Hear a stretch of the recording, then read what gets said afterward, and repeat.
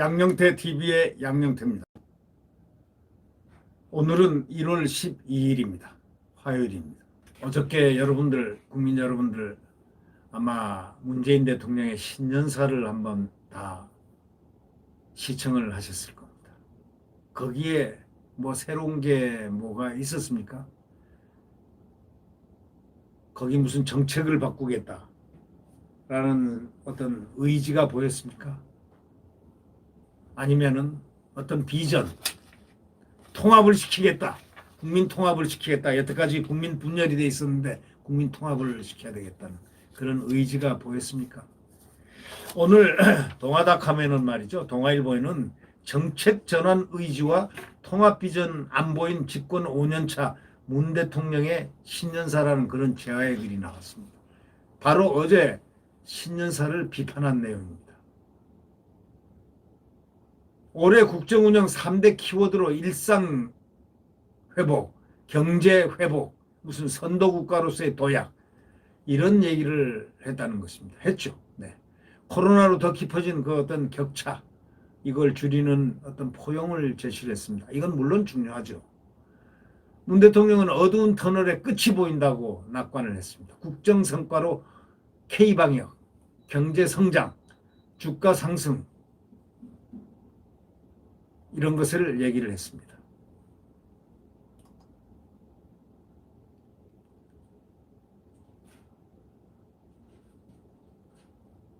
지난해 코로나 팬데믹으로 많은 그 사람들이 폐업을 하고 실직에 내몰리는 등 고통스럽게 보낸 한 해인데 그런데도 문 대통령이 경제 민생에 대한 어떤 반성이라든가 성찰이 전혀 없었습니다. 그런 논란의 소지가 있는 국정 성과를 막 열거합니다. 그냥 K방역 성공이라든가 이건 누가 써준 건지는 뭔지는 모르겠지만 K방역, 경제성장, 뭐 주가 상승은 했죠. 수출 실적 호전 딱 한 부분 워드만 키워드만 딱딱 잡아냈습니다. 근데 제일 중요한 게 뭡니까? 민생 아니겠습니까? 경제, 민생 이 얼마나 무서운 지금 것이 도사리고 있습니까? 바로 여기에 어떤 성찰이라든가 반성이 없었다는 또 성과만을 열거하는데 비중을 둔 것이 아니냐. 그래서 진정성과 또 정책 전환의 의지가 과연 있는 것이냐. 이걸 의심케 한다. 이런 식으로 언론은 표현하고 있습니다. 문 대통령은 공정경제 3법과 노동 관련 3법은 경제민주주의를 이뤄낼 것이고 성장 지속 가능성을 높여줄 거라고 이렇게 말했습니다. 여당은 경제계의 거듭된 읍소에도 불구하고 다수 의석을 이용해가지고 경제 3법 등을 밀어붙였지 않습니까? 경제계는 이 입법으로 해외 투기 자본들 위협에 이제 경영권이 흔들립니다. 벌써 해치펀드가 탁 하고 들어온다는 거 얘기가 들리고 있지 않습니까? 예. 이제 경영권 방어가 힘들어지고 노사관계가 불안정해지고 이걸 심각하게 우려하는 이런 것을 함부로 수적으로 밀어붙이고 하는 것. 경제계가 읍소할 정도로 정말 치욕적으로 보일 정도로 가서 읍소를 하고 했는데도 불구하고 이렇게 무참하게 그냥 경제 3법을 통과를 시키고 또 잘했다고 이렇게 자화자찬합니다. 왜 문재인 대통령이 이런 거를 긍정적으로 평가할까요? 기업을 규제 대상으로만 봅니까? 경제 정책 기조를 우리가 생각할 때 경제 정책 기조란 거는 국민이 민생에 도움이 되고 플러스 알파가 되게끔 해야 되는 거 아니냐 이거예요. 이게 기업을 망하면 대한민국 국민의 민생이 나빠진다는 건데 이 기업을 하지 못하게 어렵게 만든다. 해치펀드가 만약에 들어오고 또 이 무서운 그 해외 투기 자본이 침공을 하면 경영권 방어를 못하면 재벌만 죽고 만다 이거예요? 아니 기업 자체가 망하는 겁니다. 이런 위협을 갖다가 알면서도 하는 것은 심술입니까? 기업에 대한 심술입니까? 아니면 이게 무슨 사회주의화를 위한 무슨 밑거름입니까? 뭡니까? 경제민주화요? 지금 경제민주화 할 때입니까? 대한민국이 지금 경제민주화 소위 그런 경제민주화, 이상한 소위 좌파적 경제화를 지금 꾀할 때입니까? 부동산 문제에 대해서도 문 대통령은 처음으로 사과를 했습니다.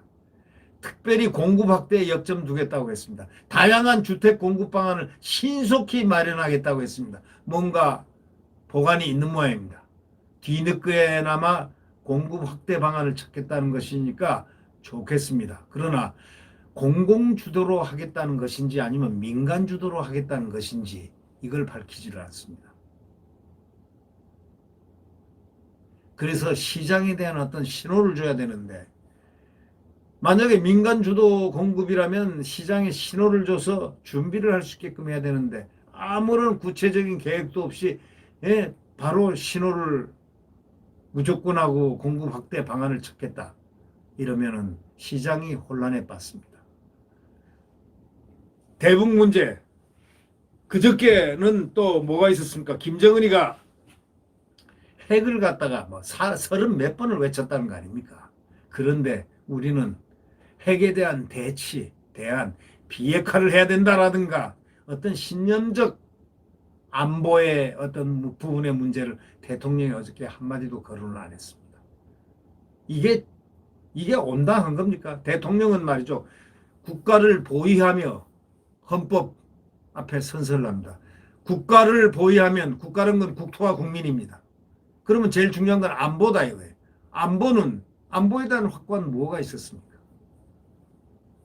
지난해 신년사에서는 김정은 답방 촉구하기도 했는데 올해는 코로나 대응 과정에서 상생과 평화의 물꼬가 트이기를 또 희망한다면서 방역 대화를 강조했는 겁니다.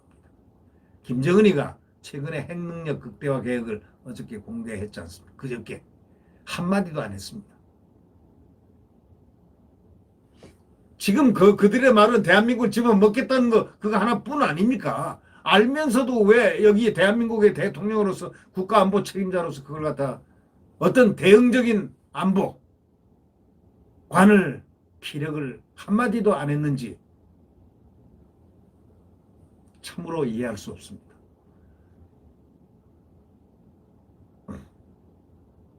만약에 집권 후반기에 조급증 때문에 섣부른 대화를 시도했다가는 오히려 미국의 오해를 살 수도 있고 북한으로부터 냉더도 받는 처지가 될 수 있다는 점, 바로 그 점을 이 동아일보 사설자는 경계하고 있습니다. 문 대통령은 얼마 전에 각계 신년 인사회에서 새해는 통합의 해가 될 것이다. 마음의 통합이 중요하다 했지만 전직 대통령 사면 논란을 의식한 듯 이번 신년사에는 통합이란 통자도 안 꺼냈습니다. 전직 대통령 사면은 결국 국격과 국민 통합 관점에서 보면 상당히 접근할 긴급한 과제이기도 합니다. 대선은 불과 14개월밖에 남지 않았습니다. 13개월 남았습니다. 그럴수록 극단에 치우친 특정 진영보다는 오히려 상식적인 중도의 목소리에 귀를 기울여야 합니다. 대통령은 이제 그 진영 논리에서 진영의 귀를 기울이는 그런 모습에서 빠져나와야 됩니다. 그리고 대깨문에 대한 소위 친문 강성에 대해서 그의 강성 지지자들에 대한 정확한 메시지가 전달이 돼야 됩니다. 과거의 친노들을 한번 보십시오. 친노. 과거의 친노부터 팬데믹한 것이 나타났지만 이렇게 친문처럼 이런 식의 그것은 없었습니다. 이건 대통령이 양념이라고 한 그 발언에 귀착되지 않을까요?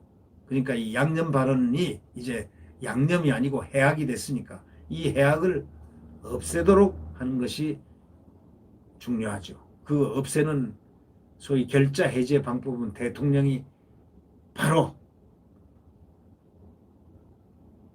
지지자들에게 정상적 지지를 할 수 있도록 하는 그런 메시지를 던져놔야 되지 않겠느냐 하는 생각이 납니다. 그것이 대통령 본인을 위하는 길이 아닐까라는 생각에서입니다.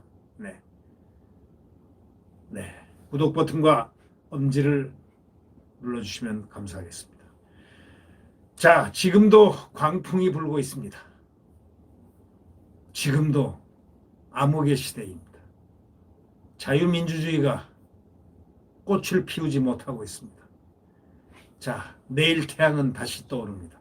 내일은 진정 자유민주주의와 시장경제가 뛰노는 자유민주주의 대한민국이 떠오를 것입니다. 네, 확신합니다. 4월 선거, 그 다음에 대선 모두가 신의 가호가 있을 것입니다. 네, 안녕히 계십시오.